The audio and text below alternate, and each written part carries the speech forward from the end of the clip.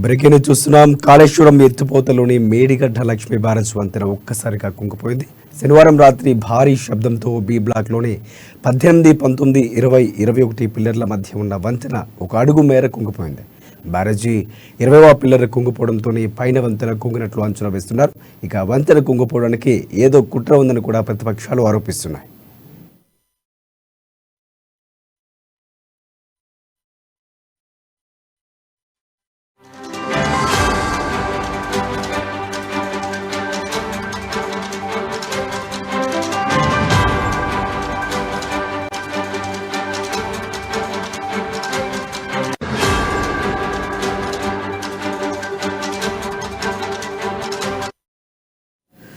Kaleshwaram project Kalvakuntla కుటుంబానికి ఏటీఎంలా మారిందని విమర్శించారు టీపీసీసీ చీఫ్ రేవంత్ రెడ్డి.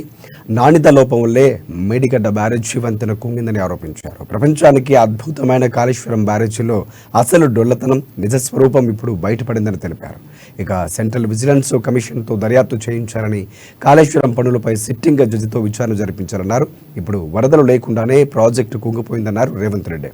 కాళేశ్వరంలో ₹1,00,000 కోట్ల అవినీతి జరిగిందని రాహుల్ గాంధీ చెప్పారని, దీనిపై ప్రభుత్వం స్పందించాలని డిమాండ్ చేశారు.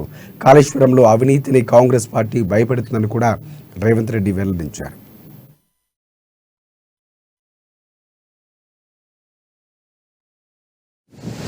సోనియా గాంధీ గారు పార్టీ అధ్యక్షురాలుగా ఉన్నప్పుడు కాంగ్రెస్ పార్టీ ఎన్నిసార్లు అధికారంలోకి వచ్చినా కుటుంబం ఎవరు కూడా ప్రధానమంత్రో లేకపోతే రాష్ట్రపతిో లేకపోతే కేంద్ర మంత్రో పదవి తీసుకోలేదు.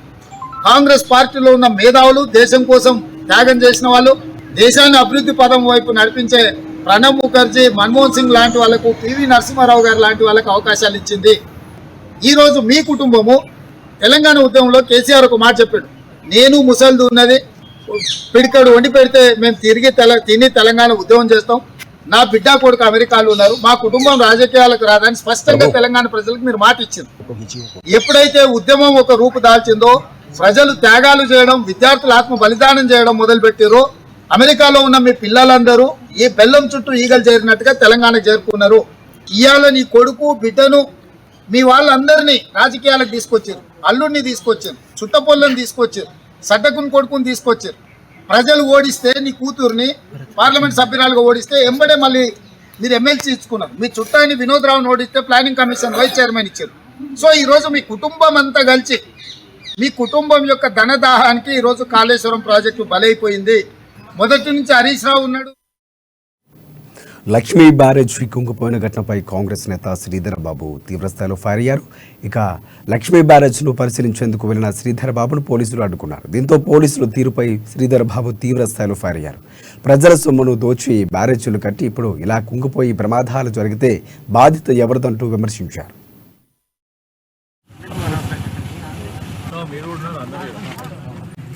నా ప్రాంతం, నా ఏరియా ఉన్న తరుణంలో అంటే అసలు ఏం జరిగిందని తెలుసుకోవడానికి మేము కానీ ఈ ప్రాంతానికి సంబంధించిన జెడ్పీటీసీ సభ్యులు, ఎంపీపీ గారు, సర్పంచ్ గారు, ఈ గ్రామానికి సంబంధించిన సర్పంచ్ గారు, మా కాంగ్రెస్ పార్టీకి సంబంధించిన జిల్లా అధ్యక్షులు, బ్లాక్ అధ్యక్షులు, మండల అధ్యక్షులు అందరం కూడా వచ్చి తెలుసుకునే ప్రయత్నం చేస్తాము అని ముందుకు వెళ్తా ఉంటే పోలీసు వాళ్ళు అడ్డుకున్నారు. అసలు ఎందుకు అడ్డుకుంటున్నారో తెలియదు.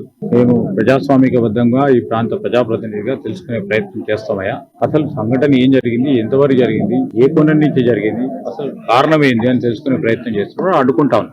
మేము మీడియాలో చూసిన అంశాన్ని ఒకవేళ ఆ విధమైన కుంగుతూ ఉంటే రేపు పెద్ద ఎత్తున ప్రమాదం పొంచి ఉన్న తరుణంలో నిన్న నీళ్లు వదలటం వల్ల పశు సంపద నష్టమైంది, పశువులు కొట్టుకుపోయినాయి.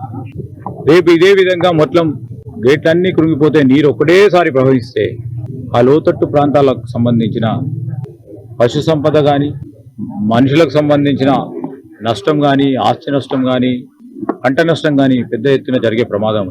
దీని విషయంలో ఒక స్పష్టత ఇవ్వాలని ఇంజనీరింగ్ అధికారులను కోరున్నాం. ఇప్పటివరకు కూడా ఎవరు వస్తలేరు. ఈరోజు మేము ప్రభుత్వాన్ని ఒకటే అడుగుతా ఉన్నాం, డిజైనింగ్ అనేది కరెక్ట్ కాదు ఉన్న తరుణంలో. అంటే అసలు ఏం జరిగిందని కాళేశ్వరం ప్రాజెక్టు భద్రతపై దర్యాప్తు జరపాలని కేంద్ర మంత్రి కిషన్ రెడ్డి రాష్ట్ర ప్రభుత్వాన్ని డిమాండ్ చేశారు.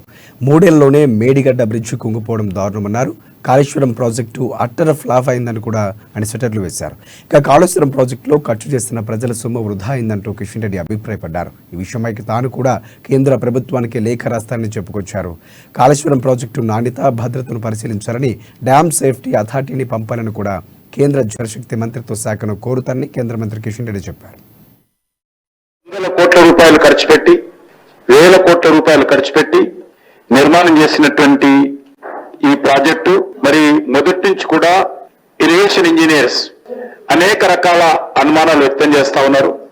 ఆ అనుమానాలన్నీ కూడా గత ప్రాజెక్టు పూర్తయిపోయిన తర్వాత వస్తున్నటువంటి అనేక సంఘటనలు చూస్తున్నటువంటి అనేక సంఘటనలు కూడా ఈరోజు వాస్తవం అని తేలుతా ఉంది. ముఖ్యమంత్రి గారు చెప్పారు, ఇంజనీరింగ్ మార్వల్ అని జబ్బలు తరుచుకున్నారు కేసీఆర్ గారు. ఇది కేసీఆర్ యొక్క డ్రీమ్ ప్రాజెక్టు. ఇంజనీరింగ్ ఆయన్ని, అదేవిధంగా మరి ప్రాజెక్ట్ సంబంధించినటువంటి డిజైనింగ్ ఆయన్ని, ఎక్స్పర్ట్ ఆయన్ని, 80,000 పుస్తకాలు చదివి ఒక సూపర్ ఇంజనీర్ గా అవతారం ఎత్తి ఎంతో కష్టపడి చదువుకున్నటువంటి ఇంజనీర్స్ యొక్క అనుభవజ్ఞుల యొక్క నిపుణుల యొక్క మాటలను ఖాతరు చేయకుండా నిర్మించినటువంటి కాళేశ్వరం ప్రాజెక్టు ఈరోజు రోజు రోజుకు మరి ఈరోజు దానికి సంబంధించినటువంటి అనేక వార్తలు మరి చూస్తా ఉంటే తెలంగాణ సమాజం అంతా కూడా మరి బాధపడుతుందని మనవి చేస్తాను. భారీ అంచనాలు పెంచారు, అదేవిధంగా భారీ ఎత్తున నిధులు వెచ్చించారు. మరి 3 ఏళ్ల లోపనే ప్రాజెక్టుకు సంబంధించినటువంటి కొంత పార్ట్ కుంగిపోయిందనేటువంటి వార్తలు రావడము చాలా దురదృష్టకరము. ముఖ్యంగా మరి యాంటీ గ్రావిటీ ప్రాజెక్టు కింద చేసినటువంటి ఈ ప్రాజెక్టు తెలంగాణ ప్రజలకు సంబంధించినటువంటి సంపదకు చెల్లులు వేసేటువంటి ప్రాజెక్ట్ ఇది. మొదటి నుంచి కూడా వందల కోట్ల రూపాయలు ఖర్చు పెట్టి వేల కోట్ల రూపాయలు ఖర్చు పెట్టి నిర్మాణం చేసినటువంటి ఈ ప్రాజెక్టు మరి మొదటి నుంచి కూడా ఇరిగేషన్ ఇంజనీర్స్ అనేక